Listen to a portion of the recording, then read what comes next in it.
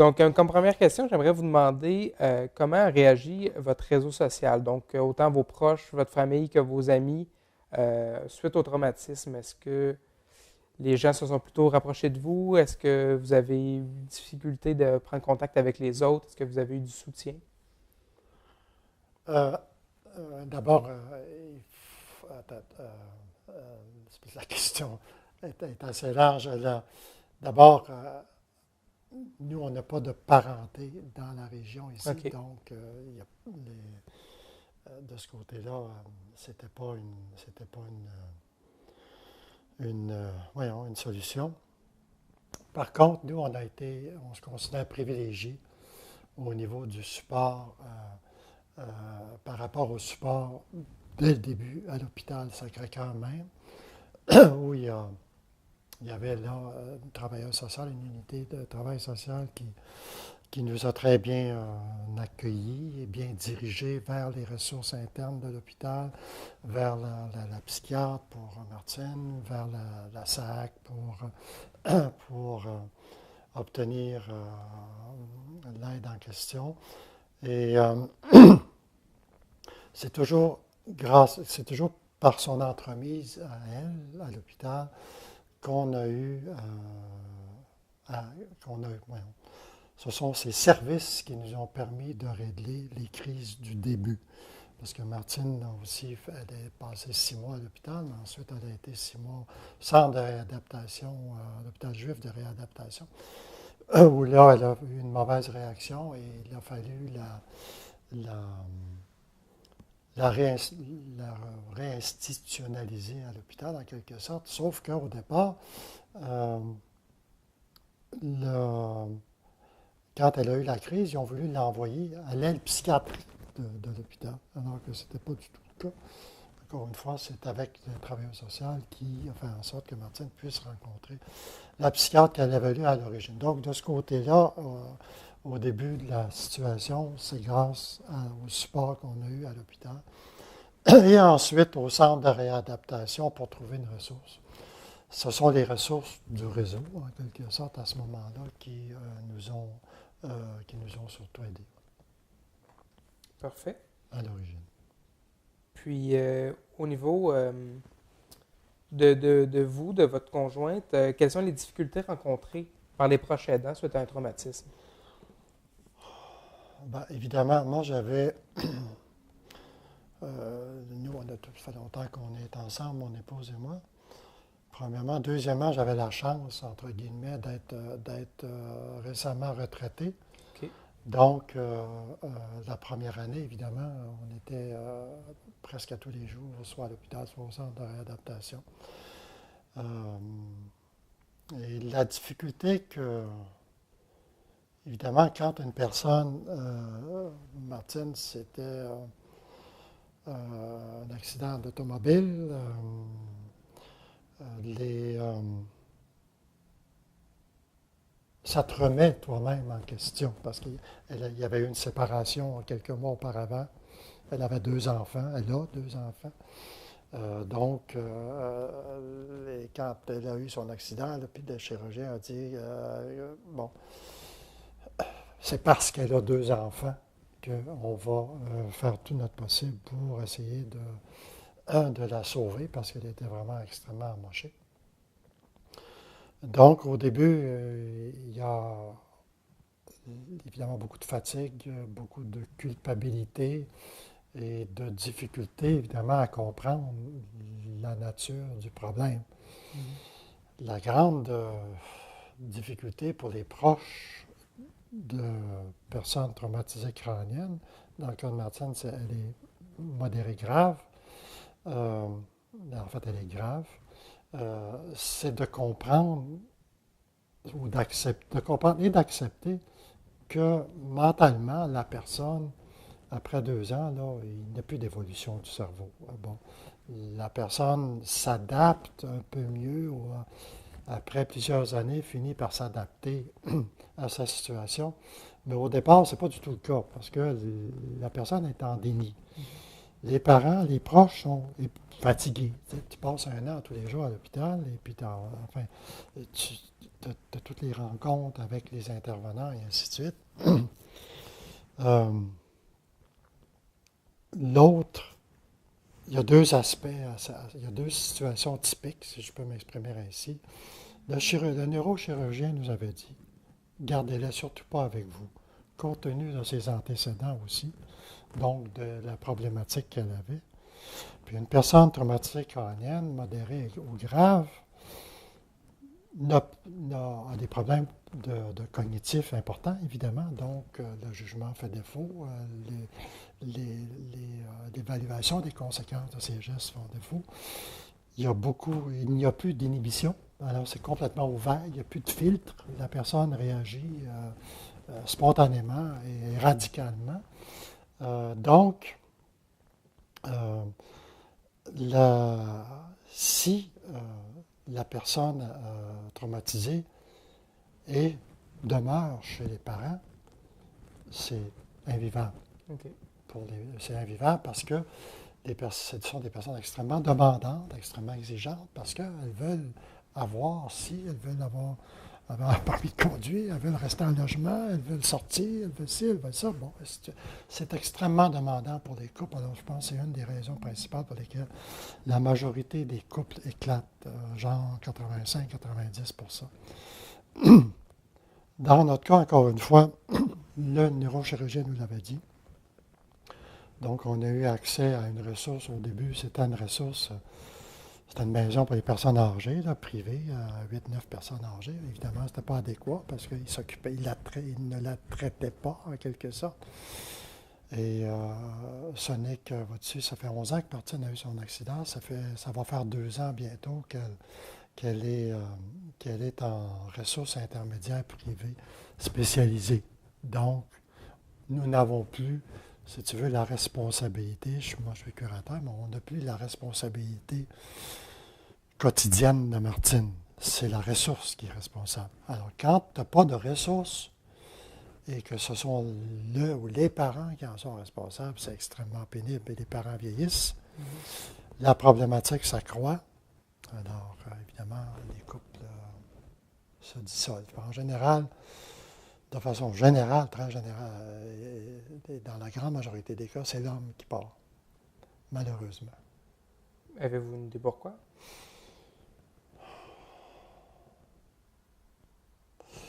Il peut y avoir, à mon avis, plusieurs raisons.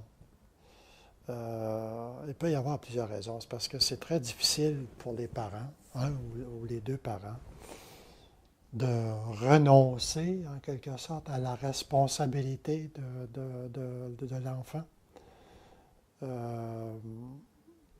Même nous, bon, étant ressources intermédiaires, et le centre d'aide tombe bas, est en ressources intermédiaires, mais on a quand même la responsabilité de s'assurer que ça va bien. Mais dans les cas où les personnes vivent avec les proches, de façon générale, encore une fois, une personne traumatisée, modérée, grave, chez des proches et des parents, ça devient une préoccupation exclusive. Alors, à un moment donné, il n'y a plus de place pour autre chose. Il n'y a plus de vie privée. Tu peux pas, on connaît des gens, par exemple, qui ne peuvent pas sortir, ils ne peuvent pas partir, ils ne peuvent pas, même pas sortir une journée parce qu'il faut s'occuper de la personne. D'où l'importance absolument cruciale des centres de répit. Il faut qu'on en arrive à avoir des centres de répit pour permettre aux proches de prendre une journée ou 2 jours, ne serait-ce que pour aller faire l'épicerie, ne serait-ce que pour... Sinon, c'est invivable. Donc, ça dépend évidemment des couples, ça dépend de la volonté, ça dépend de la façon de gérer. Peut-être que nous, comme Martine avait eu d'autres problématiques à l'origine, quand elle était jeune, on était habitué d'être axé sur les solutions et non pas sur les problèmes. Donc, on était toujours en recherche de solutions, alors ça protège le couple en quelque sorte. Parfait. Puis j'aimerais enchaîner peut-être pour savoir c'est quoi la reconnaissance qui est accordée aux proches aidants des personnes traumatisées crâniennes ou, si vous préférez, la reconnaissance qui est accordée aux personnes traumatisées crâniennes elles-mêmes. Alors, évidemment, il y a... Bon, la problématique de départ, c'est qu'un traumatisme crânien, on se dit bien ce que ça veut dire, c'est dans la tête. Alors, c'est un malfonctionnement du cerveau, des lacunes, des blessures et des séquelles importantes. Dans les cas de personnes traumatisées crâniennes qui n'ont pas de séquelles physiques apparentes, parce qu'il y en a beaucoup qui sont, surtout les cas d'accidentés de la route, il y a des séquelles physiques évidentes. Alors, quelqu'un qui est handicapé physique, il y a le réseau de santé reconnaît le handicap physique comme étant handicap physique, puis bon, il y a des programmes spécifiques pour ça, et ainsi de suite. Dans le cas des traumatisés crâniens, modérés graves, les légers, c'est autre chose, c'est encore plus difficile parce qu'eux, ils ont l'air normaux. Hein. Les lacunes sont moins évidentes. Et le réseau va avoir tendance à les exclure au bout de 2 ans parce qu'il dit, bon, regarde, tu es capable d'aller travailler. Bon. Peut-être que des fois c'est le cas, souvent c'est pas le cas parce qu'ils fatiguent plus vite, ils manquent de mémoire, bon, ainsi de suite. Mais ils vont te parler comme je te parle, et puis bon, ils vont avoir l'air normaux. Dans le cas des traumatisés crâniens modérés graves, là, on commence à reconnaître depuis 1 an ou 2, je dirais, le terme traumatisé crânien est fréquent, est plus fréquent et plus accepté. Mais on ne parle pas beaucoup encore de la problématique des personnes traumatisées qui vivent avec un traumatisme crânien, qui est évidemment pour la vie. C'est pas une maladie, c'est un bris d'équipement essentiel. Et donc, c'est pour la vie. Et l'autre facteur, c'est que le traumatisme crânien varie beaucoup. Les séquelles varient beaucoup d'une personne à l'autre. Ça dépend où tu te frappes. Si tu te frappes sur le lobe frontal, si tu te frappes en arrière, tu te frappes du côté. Ça dépend quelles sont les séquelles importantes du cerveau.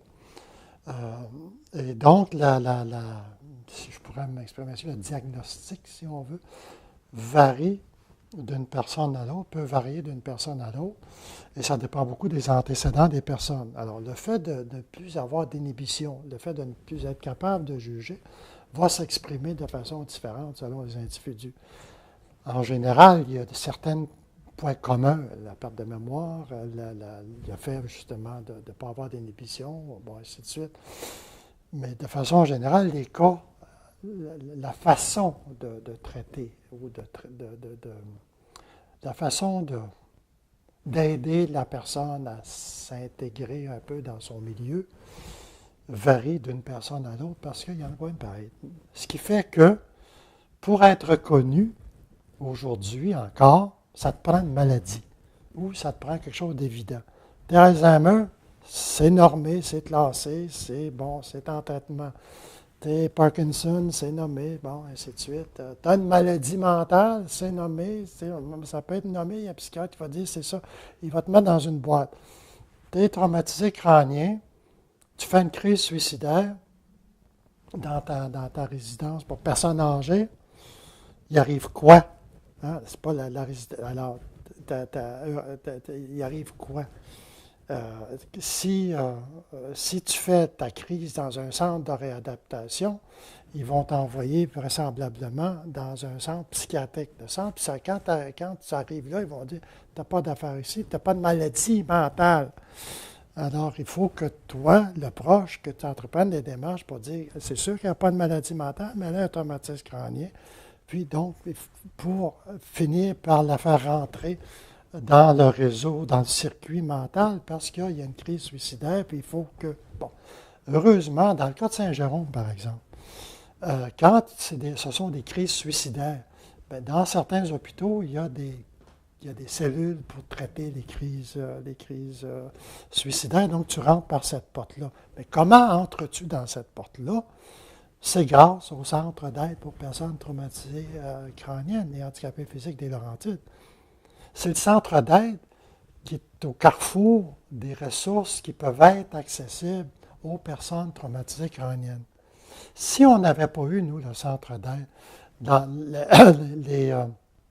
les deux fois où Martine a eu ces crises, on n'aurait pas pu entrer dans le réseau.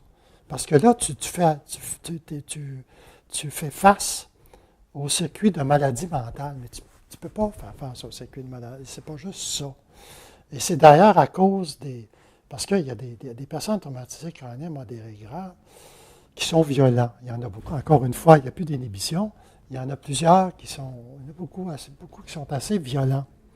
Alors, quand ils sont en crise, puis qui aboutissent dans une institution, habituellement un hôpital, grâce à l'intervention du centre d'aide, c'est bête à dire, mais ce sont les crises qui font en sorte que le réseau est devenu de plus en plus sensible à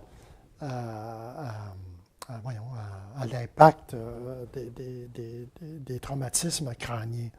À l'hôpital Sacré-Cœur, par exemple, tu as une unité spécialisée en traumatisme crânien. Et bien, évidemment, c'est un hôpital qui est spécialisé en trauma. Donc, évidemment, le traumatisme crânien est un trauma. Mais dans les autres hôpitaux, ce n'est pas encore le cas comme tel. Mais c'est de plus en plus facile, entre guillemets, pour les personnes proches qui ont des bailleurs de fonds, que ce soit la SAC, la CSST ou des victimes d'accidents. Bon. C'est toujours plus facile parce que tu as une porte d'entrée. Si tu ne fais pas affaire avec le centre d'aide, tu peux toujours essayer de passer par une autre porte, mais ce n'est pas évident. Les personnes les plus dépourvues, ce sont les gens, les accidents, les traumatisés crâniens sans agent payeur, comme la SAC, par exemple.